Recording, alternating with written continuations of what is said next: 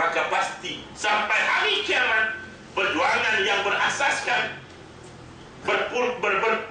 berpaksikan kepada keimanan itu, dia mestilah melalui perkara yang sama yang pernah dilalui oleh Nabi sallallahu alaihi wasallam.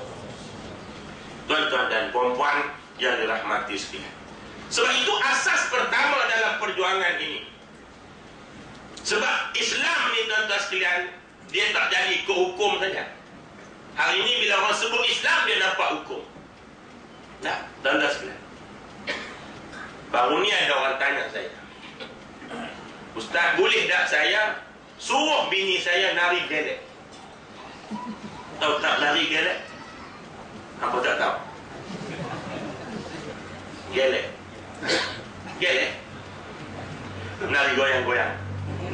Nah, dia terkenal lah. Di negara Arab dia terkenal. Dia tanya, boleh tak saya suruh bini saya nari gelek? Saya kata, nak suruh nari mana? Dalam bilik dia tak. Jadi kalau dia tak ikut, dia berdosa lah. Dia tanya saya, jangan main. Tuan-tuan sekalian, saya kata pertama, bila kita sebut Islam, jangan duk nampak hukum saja.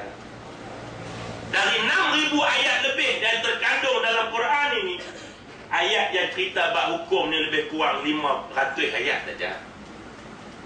Maknanya Islam ni bukan nampak hukum saja, dia ada akhlak dia juga. Memang bila seorang suami suruh apa pun bini dia, benda yang tak bertentangan dengan syarak, termasuk nari gelek jadi ni, hukum dia memang isteri kena buat. Tapi secara akhlaknya, tuan-tuan sekalian, cuba kita nilai tengok. Kita pun kenal bini kita kan, 70, 98. Nah, gitu kan? Tuan-tuan sekalian, sekali dia gelek, tumbang tiang. Sekali dia ayun benda ni, tumbang tiang. Islam tidak hanya melihat hukum, tapi tonton maruah dia macam mana. Ada orang tanya saya lagi, benda yang sama nak cerita hukum ni tak ada kadang. Dia tanya, dia ni seorang perempuan tanya dengan saya, betul yang dia kata mana-mana isteri yang tak pakaikan stukin dan kasut suami dia, dia tidak dianggap sebagai isteri yang solehah? Susah nak jawab kan? Susah nak jawab. Maknanya, jadi nak jawab macam mana? Saya kata tak apalah, sebab jawapannya panjang. Buat mari kelas saya nak jawab dalam kelas. Jawab ke telefon tak ada apa. Terus kelas lagi ha gitu, langsung tak faham. Jadi saya kata macam ni lah. Pertama sekali, apa yang seorang isteri nak buat, bantuannya isteri Nabi lah. Tidak ada seorang isteri Nabi pun yang memakaikan kasut dan stukin Nabi. Tapi boleh tak buat? Boleh. Tak ada masalah kalau kita boleh buat. Tak ada masalah. Tapi dari sudut akhlaknya, sanggupkah kita nak tanya ni kaum lelaki-lelaki depan saya, pakai baju smart-smart, tidur duduk atas kursi, ulur kaki, suruh bini pakai stukin, pakaikan stukin, sanggup tak? Sanggup tak? Ni tempat yang ke-10 saya tanya dah. Jawapannya sama. Tak ada lelaki-lelaki yang sanggup. Ada satu tempat tu saya tanya, dia paling kuat sekali. Dia kata apa? Geli dia. Geli. Saya pun tambah geli gelemah. Maknanya hukumnya betul lah. Hukum memang isteri kena buat kan, tapi dari sudut akhlaknya.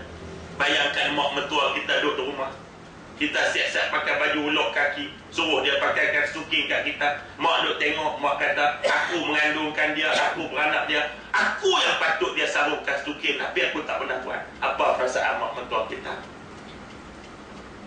Jangan tengok hukum saja. Ni bila sebut Islam, hukum. Islam, hukum. Nah, macam dalam kitab Tekak sebut menyembelih anak ayam yang baru menetas, hukum dia apa? Sah. Cuma akhlak tak kena. Akhlak dah tak kena, ayam tu baru duk menetas, biarlah dia kena mak dia dulu kan. Dia kena mak dia dapat IC mengundi barang 2-3 kali baru sembelih.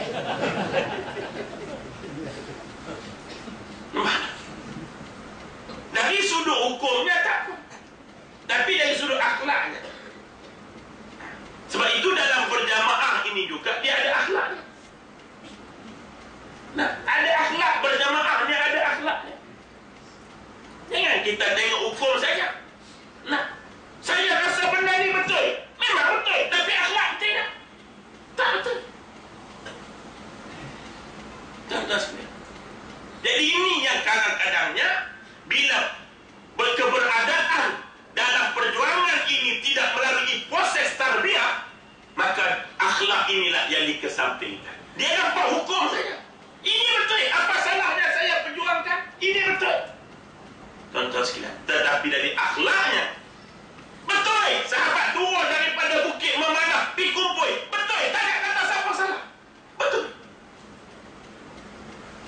Tetapi kerana mengingkari yang Nabi kata, tunggu dulu, tunggu aku, akhirnya Allah memberi pengajaran yang amat berat, sehingga menjadi peperangan yang menyebabkan bukan sahaja Islam tewas, tetapi panglima-panglima utama 70 syuhada gugur di medan Uhud, termasuk Hamzah,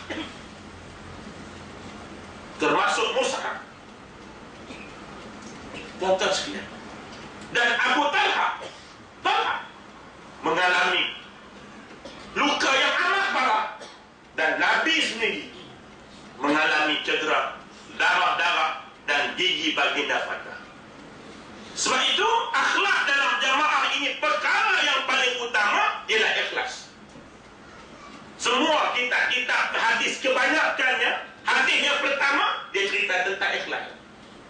Kalau kita baca satu tulisan tentang Imam Qurtubi menyebut dalam satu tulisan dia kata bawa satu hadis, di akhirat besok malaikat ni bawa seorang hamba ni pergi tengok pahala dia, pergi tengok amal, bukan pahala, amalan dia.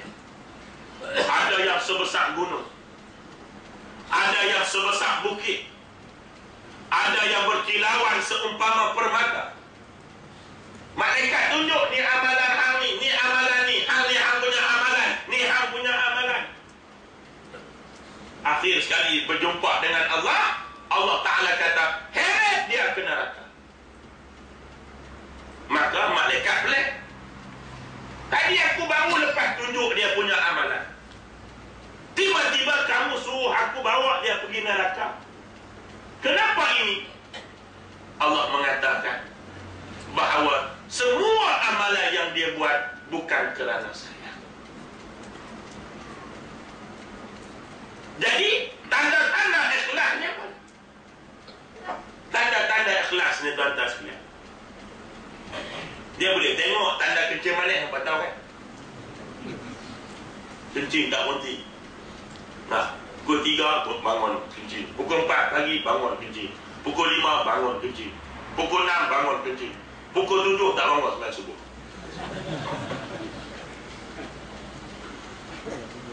Ada tanda.